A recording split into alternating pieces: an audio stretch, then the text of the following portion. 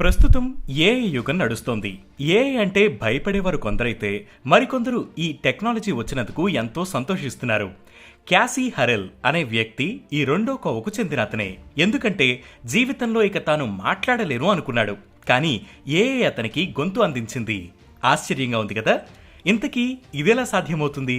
ఇప్పుడు తెలుసుకుందాం.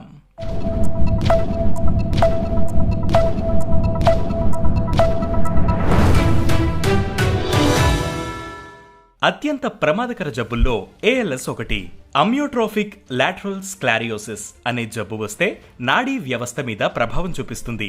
క్యాసీ హరెల్ సైతం గత కొన్నేళ్లుగా ఈ ఏఎల్ఎస్ తోనే బాధపడుతున్నాడు. ఈ వ్యాధి ముదురుతుండటంతో ఆయన క్రమంగా గొంతుని కోల్పోయారు. చివరగా 4 ఏళ్ల క్రితం ఆయన తన కుమార్తెకు రైమ్స్ చదివి వినిపించారట. ఆ తర్వాత నుంచి ఏఎల్ఎస్ ప్రభావం మాట పడిపోవడమే కాక కండరాలు సైతం క్షీణించడంతో వీల్ చైర్కు పరిమితమయ్యారు. కానీ ఆ జబ్బు టెక్నాలజీలో ముందడుగు వేయడానికి పునాది అయింది. గత ఏడాది జూలైలో కాలిఫోర్నియా యూనివర్సిటీ డాక్టర్లు హెరెల్ బ్రెయిన్ లో సర్జరీ ద్వారా ఎలక్ట్రోడ్స్ ను ఇంప్లాంట్ చేశారు. అతను ఏం చెప్పాలనుకుంటున్నాడో తెలుసుకునే ప్రయత్నంలో భాగంగా ఈ ఇంప్లాంట్స్ చేశారు. హెరెల్ మెదడులోని వెలుపలి ప్రాంతంలో 4 ఎలక్ట్రోడ్ అరేస్ ను అమర్చారు. హెరెల్ మాట్లాడేందుకు మూతి, పెదాలు, దవడ, నాలుక కదిలించినప్పుడల్లా వాటి కదలికలను బట్టి పసిగట్టడం మొదలుపెట్టాయి. వీటిని కంప్యూటర్స్ కు కనెక్ట్ చేయగా హెరెల్ ఏం చెప్పాలనుకుంటున్నాడో 97.95 యాక్యురసీతో రిజల్ట్స్ వచ్చాయి.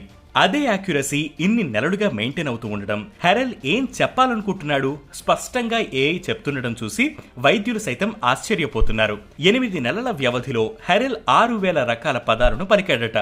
ఈ ఏఐ టెక్నాలజీ మరింత స్పష్టంగా వినిపించేందుకు శాస్త్రవేత్తలు కృషి చేస్తున్నారు. ఇది విజ్ఞాన రంగంలో కీలక ముందడుగు అని విశ్లేషకులు చెబుతున్నారు.